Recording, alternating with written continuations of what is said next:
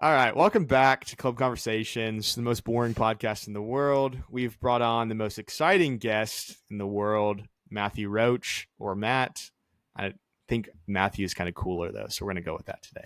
Just kidding. Go for I it. have Matt Roche on the podcast today for a little bit of an extension episode on the power of storytelling. If you haven't listened to season 2, episode 22, you need to make sure you go back and listen to it because it's probably better than this episode's about to be. Just kidding. So, all that Wow. being said, Matt Roche is obviously one of my favorite brothers. I have multiple brothers, so I can't say favorite, but we'll call him one of my favorites. So, Matt Roche, welcome to the show. Thanks for having me. Okay, so Matt, you have quite the interesting story, right? You're a farmer now. You're a good old boy, Rancher. but previously rancher and farmer. Previously, Matt had a little bit of a stint in the corporate world. So before we dive too far into currently what you're doing, Matt, give us a little bit of background about what you've done in your career. Yeah. So like you said, you skipped to the last part, but a lot that has formed me into who I am today. I graduated Oklahoma State with a human resources degree and thought I was going to be Toby from The Office. Was really excited about it. And that wasn't in my cards. So went into healthcare IT right out of college and was a consultant for 3 years out of Kansas City. And learned a lot about computers and coding and all that fun stuff. Didn't think I'd do that, and then I started in oil and gas when my wife and I moved back to Oklahoma City.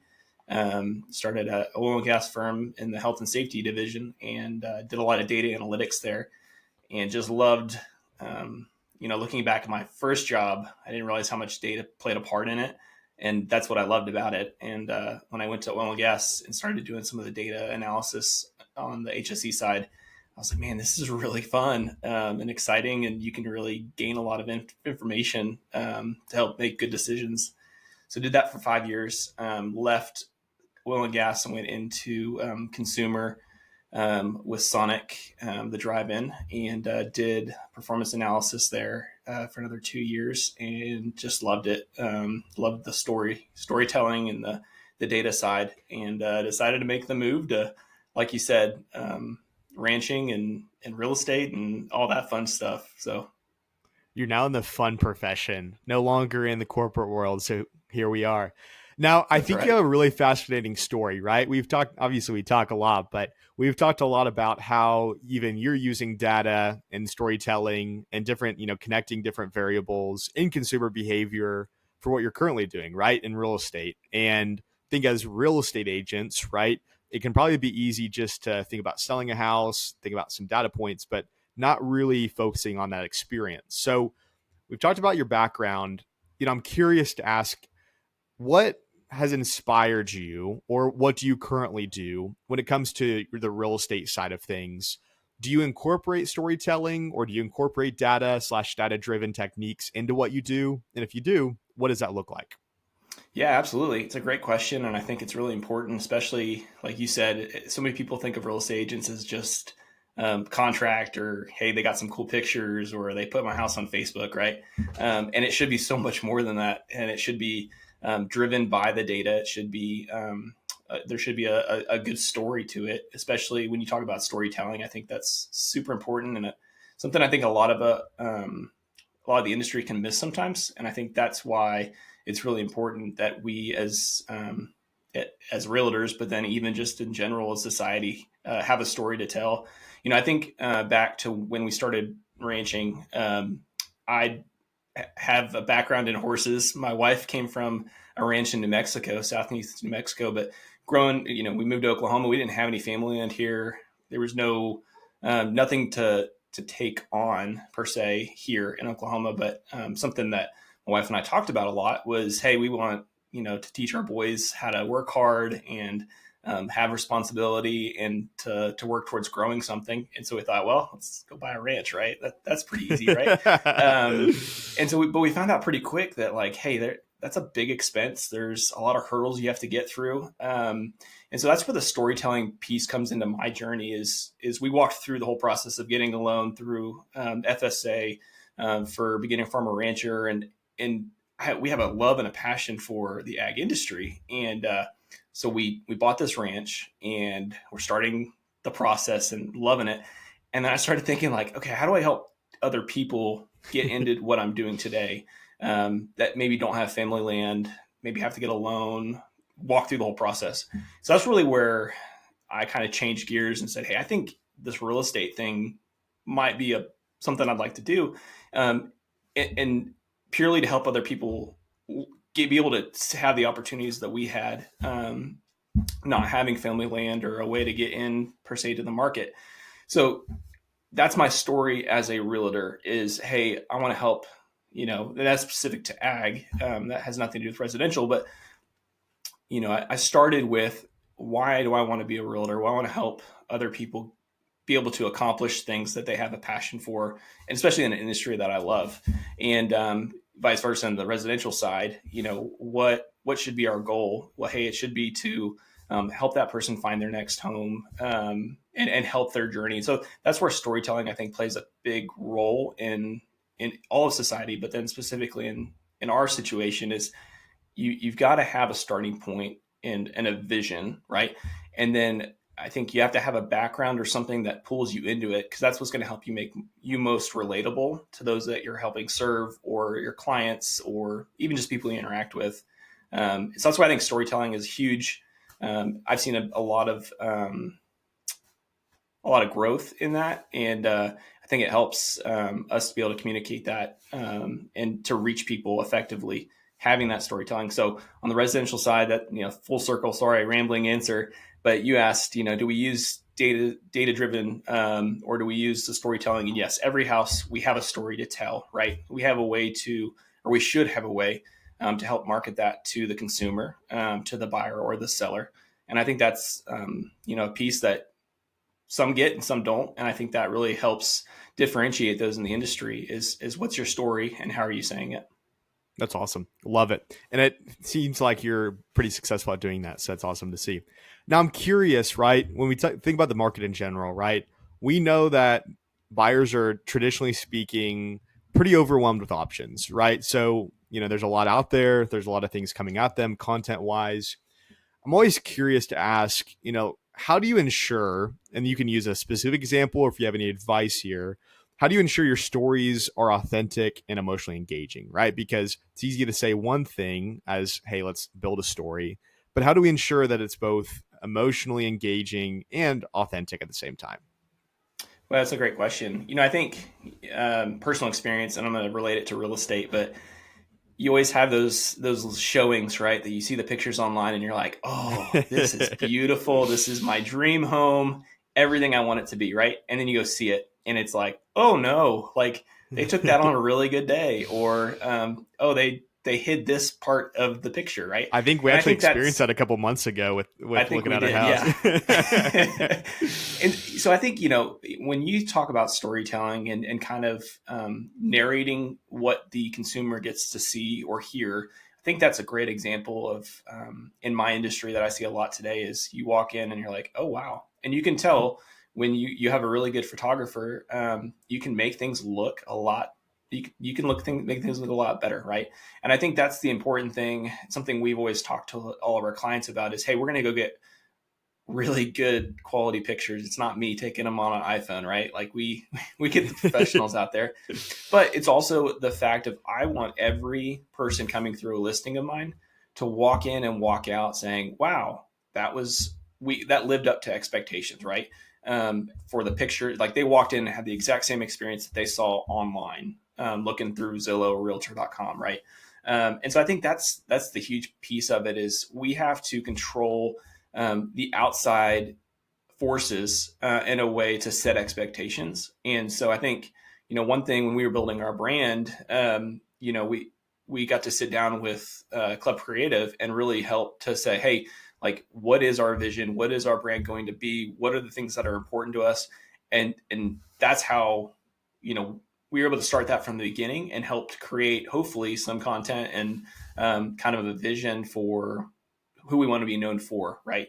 From day one. And it wasn't, hopefully, for our clients or people looking at us or using us, it's not a letdown of, hey, we thought we were getting this and we're getting that instead. But I think controlling the narrative from day one, and then also letting them have the best experience, that's consistent across, every touch point. is super important. Yeah. And you obviously lived through that. So again, no one's going to have the perfect experience, but it's about delivering the best experience as we can. So I love that. Now I'm curious from your perspective, do you have any techniques that you use to connect with either your prospects, customers, your buyers on more of a personal level, or maybe just your audience in general through storytelling? Yeah, I think it's about being true to yourself and being authentic. I think a lot of us have this vision of who we need to be, or who we want the world thinks we should be, or things like that. And it's something I've struggled with over time as well. Of I'm a people pleaser at heart, and so I think that's something We by came from God's good grace the that's same helping mom, I me. think. Thankfully I've got a really good partner in my wife that she's always hold me accountable and help me work through things. But I think that's super important to be authentic, because that's who, at our core, that's who we want to reach, right? Is every touch point I have with a person, whether they're a prospect, a client, or just a friend, even a fellow agent in the industry, right? I want them to know who they're getting day one from the first interaction, and that shouldn't change depending on the size of the listing or the type of the listing. Even what my intentions are in meeting with them, I should be the same person day in and day out. I think going back to my oil and gas days, I had a leader that really poured a lot into me as far as like leadership and team development. And I'm super thankful for him. But one of the things that has always stuck out to me, we went through a John Maxwell class or session where he really, for a few months, every week we got together and talked about leadership and team development. And a quote that's always stuck with me, I wrote in my journal that day and has just always made it through, is John Maxwell says, "Without vision, a leader cannot lead." And it's just that simple, right? It's nothing flashy, it's nothing crazy, but you have to cast your vision and you have to stay true to that, right? And so I think that's the biggest thing I've seen growth opportunity wise, in business, and then also just relationship, is, hey, if I can be authentic day one, in my interaction, I don't have anything to live up to, right? I don't have to be someone else that I'm not typically, or I don't have to act a certain way, and that should correspond through the whole relationship, right? Like I had, a couple of months back, I had a listing appointment where you go and they interview you and ask you, hey, you want to list our house, and how would you do it? What's your price point? Show me your market analysis. And something we typically don't wear. So this is silly, but we don't wear shoes in our house, right? Something that our parents taught us is, hey, take your shoes off at the door, no matter whose house you're at, whether it's your own or your friends, and it doesn't even matter if they're wearing shoes, right? Just take them off. And so I go to this listing appointment, and I walk in the door, I greet them and take my shoes off, and I go sit down, and we have this great conversation.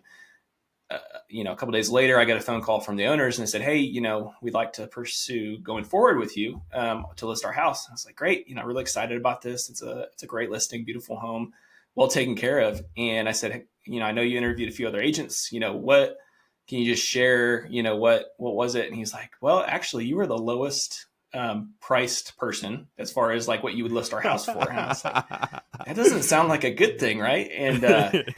And he goes, "Well, what stuck out to us is you're the only one that took your shoes off at the door, right?" Yep. And I can guarantee you that I didn't think about that walking in. I walked in, I took my shoes off, and I just had that conversation. And so, I think that's a good example, and something that reminded me was just, hey, you don't have to do anything flashy. You can just be yourself, and that's going to shine through.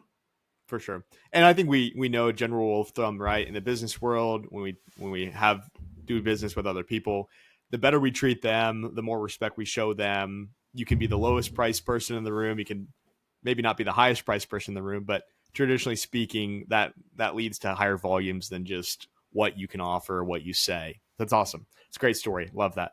Now, when your past experiences, right?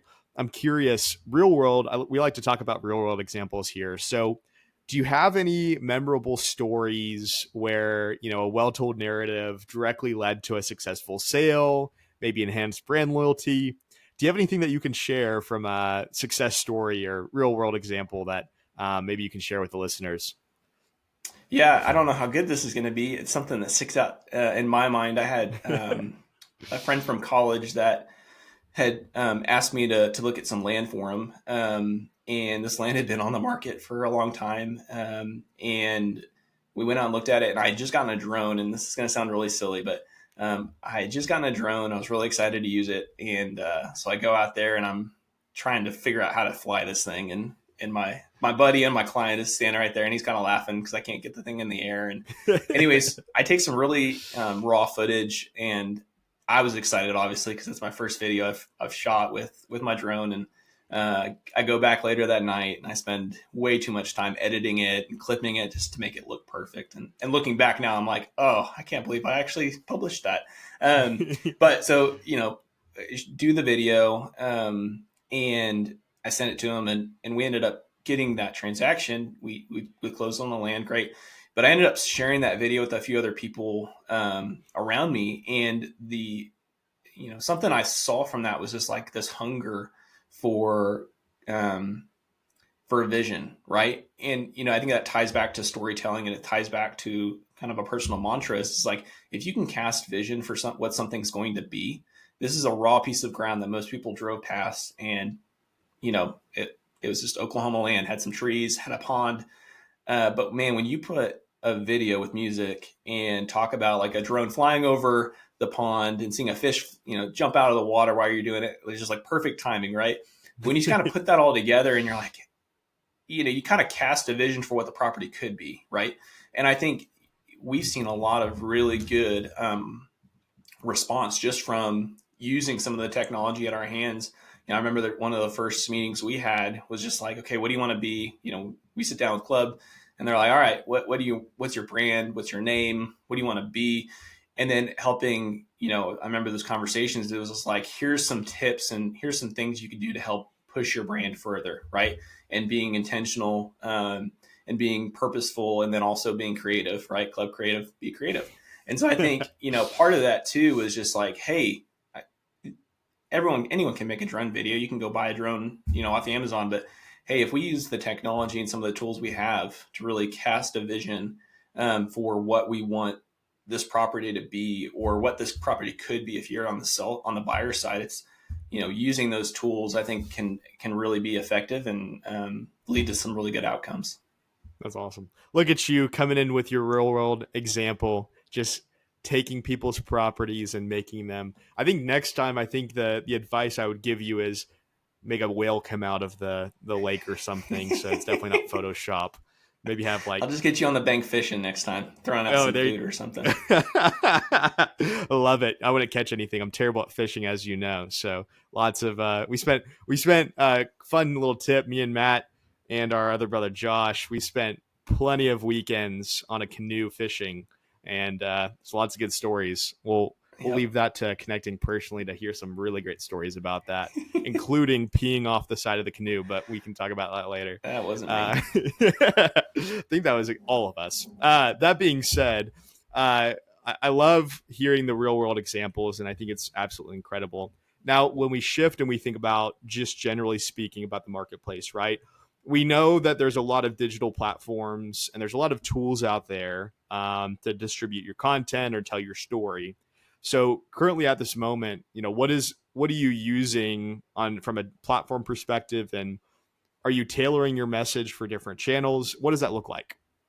Man, that's a great question. And I'm going to have to admit a failure on my part on live podcast. It is overwhelming, to be completely honest. Just the amount of channels that are out there, right? And there's just there's so many different segments, right? And so I think, again, we go back to vision, we go back to storytelling. Who's your target market? Who are the people you're trying to reach, right? So, we see a lot of growth in Facebook, a lot of growth in LinkedIn, Instagram. You can talk to you and find out some really good tips on how to do it. But, you can use the business suite and cross post across all your platforms, which helps as far as, Facebook, Instagram, Threads, things like that. When we list a property, we try to be pretty intentional for who we're trying to reach, right? So we'll go to, example on like land, if it's raw land or a ranch, we've got some groups, especially on Facebook, right? Everyone's on Facebook, it seems like, but we've got some groups that we can specifically target with posting that we see really good engagement with. We also get some good partners that will cross post. Our other agents will, have a network as well. So I think that's really important, but I think it's also really overwhelming, especially if you're a smaller team, right? You don't have a person dedicated to just putting out content consistently.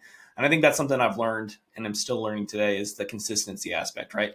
The more consistent you can be, the more, even if it's just once a week, but I'm going to post once a week at this time on this day, you kind of start to get that rhythm, right? And then you start to feel more comfortable. And part of it too, I think, not only is it overwhelming, what do I talk about, right? I don't want to do a live because what if I stammer and say something really silly and don't get my message across, right? And so it's using that muscle. We talk, you think about working out and it's all about repetition. It's about working those muscles over and over and over again. And I think that goes to storytelling. So knowing your brand, knowing your vision, and effectively communicating it. So the more times you do it, the easier it is, the more refined it is. Same thing with, we talk about content creation and marketing and getting your message out. It's the same idea.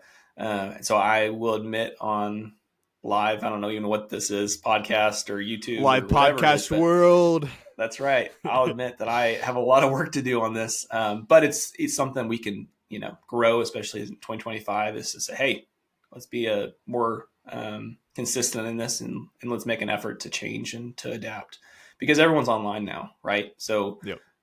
We look at more interaction, right, rather than maybe physical ads, but we focus on the interaction with the people around our personal network, and then also reaching out through those different channels.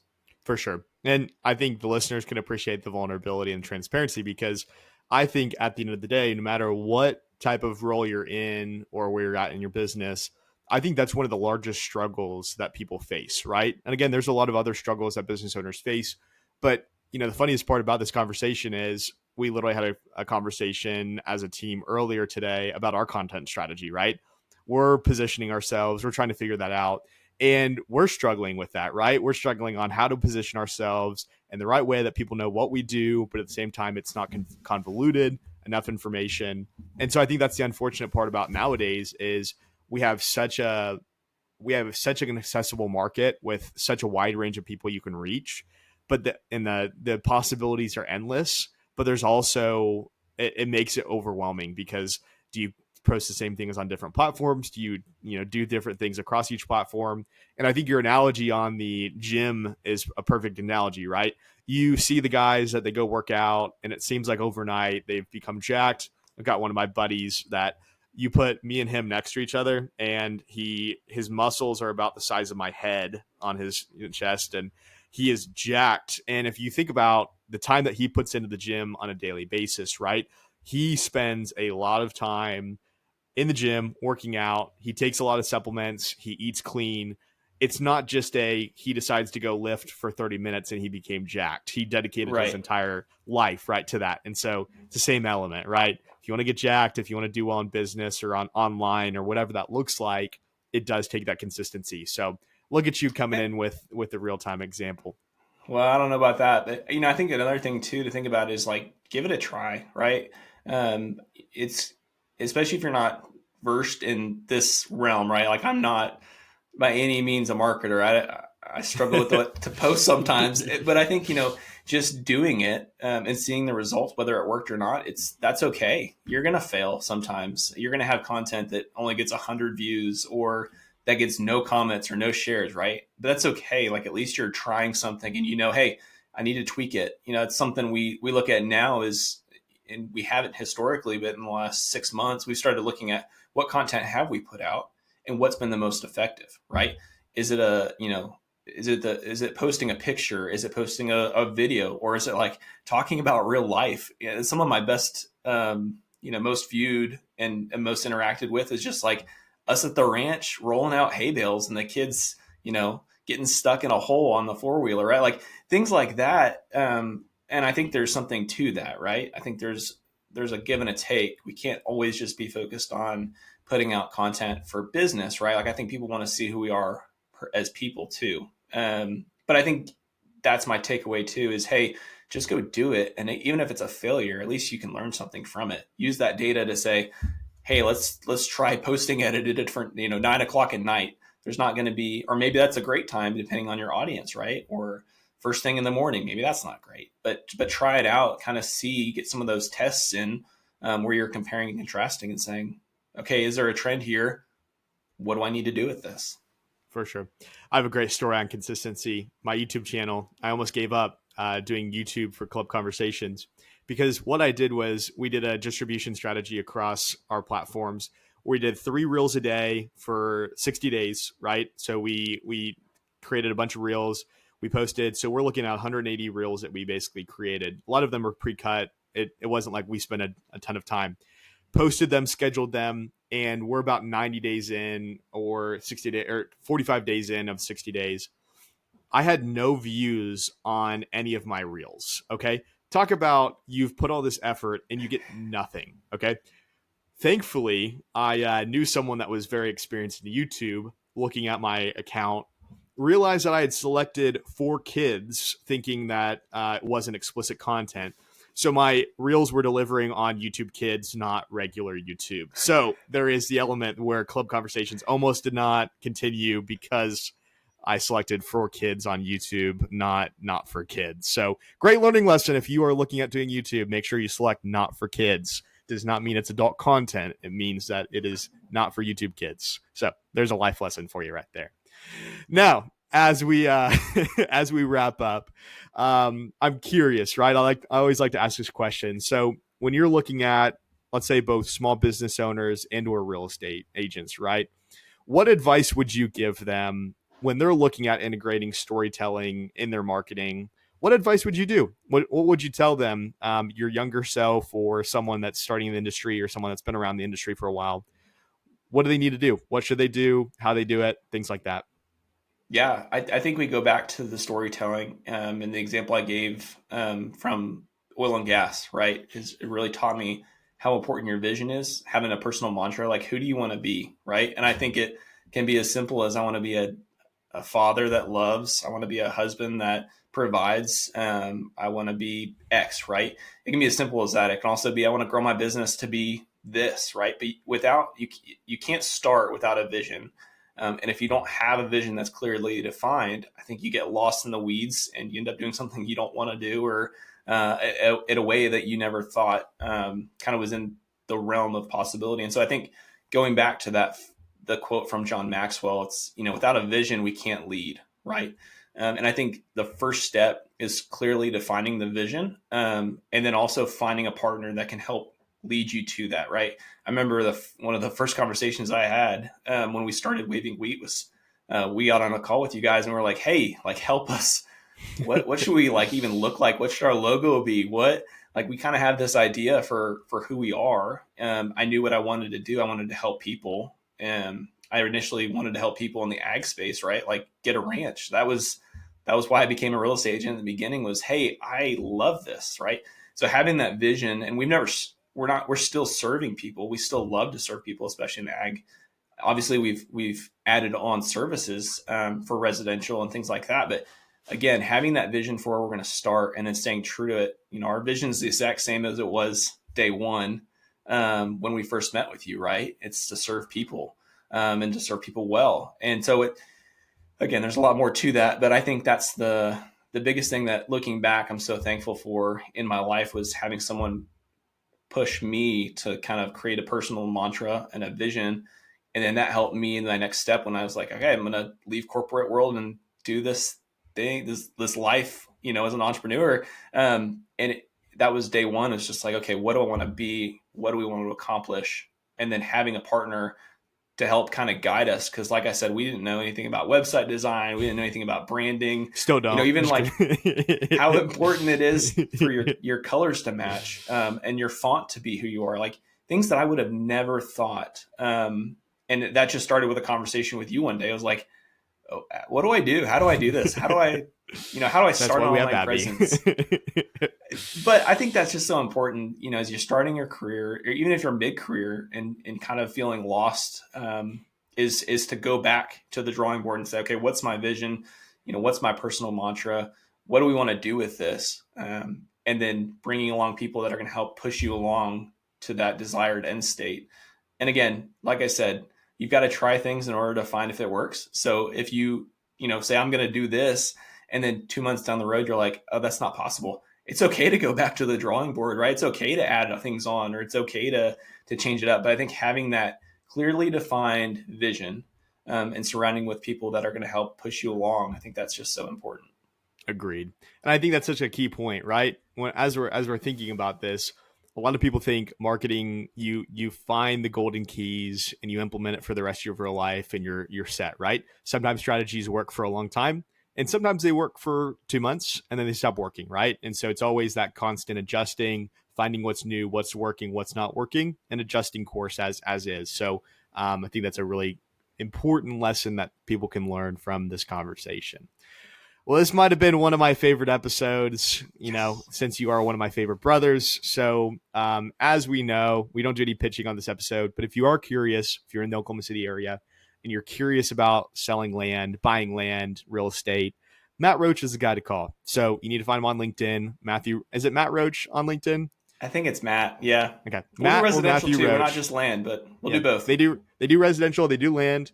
They are awesome. So we've sent a lot of clients their way, and all of the clients that we've sent their way have talked about how incredible they are. So give Matt Knock a on the wood. ring. Let's go. Yeah, he did pay me $3,000 for this episode, That so is not that's true. the problem. That is false. But all that being said, thanks for tuning in to this episode of Club Conversations, the guest episode where we talk about the power of storytelling by Matt Roche. If you have any questions, let us know in the comments section, send us a DM, and we'll see you next time.